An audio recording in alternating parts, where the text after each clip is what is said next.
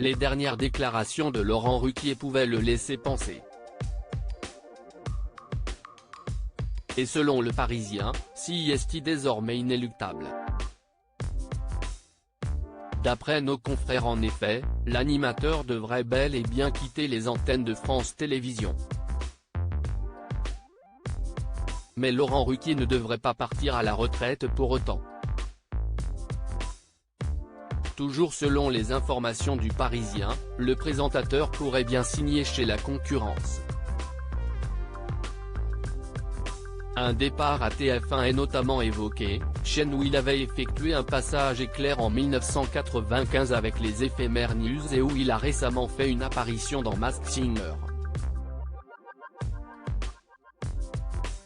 La raison ? Des désaccords avec France 2, depuis 2020 et la fin dont est en direct. Il a déjà failli claquer la porte à ce moment-là.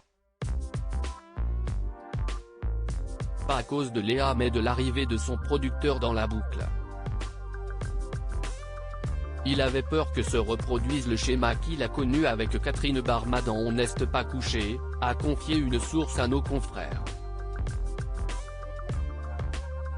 Depuis que Léa Salamé avait pris seule les rênes samedi soir de France 2, Laurent Ruquier était cantonné au dimanche après-midi, avec ses enfants de la télé. S'il avait fait le choix de laisser la journaliste aux manettes de quelle époque, l'animateur assurait ne pas regarder le talk-show.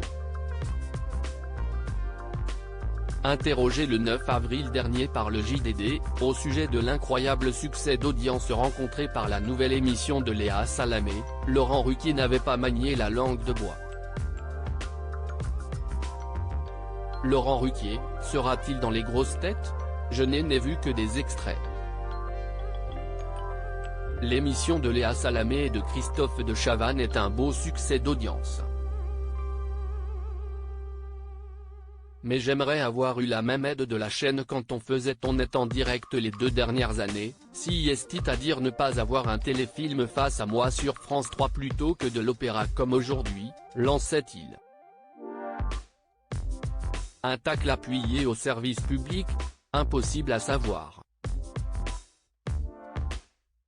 Car ni France Télévisions ni Laurent Ruquier n'ont confirmé les informations de nos confrères.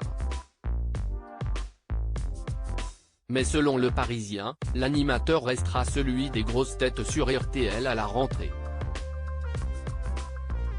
Il le sera d'ailleurs jusqu'en 2027, lorsqu'il célébrera les 50 ans du programme.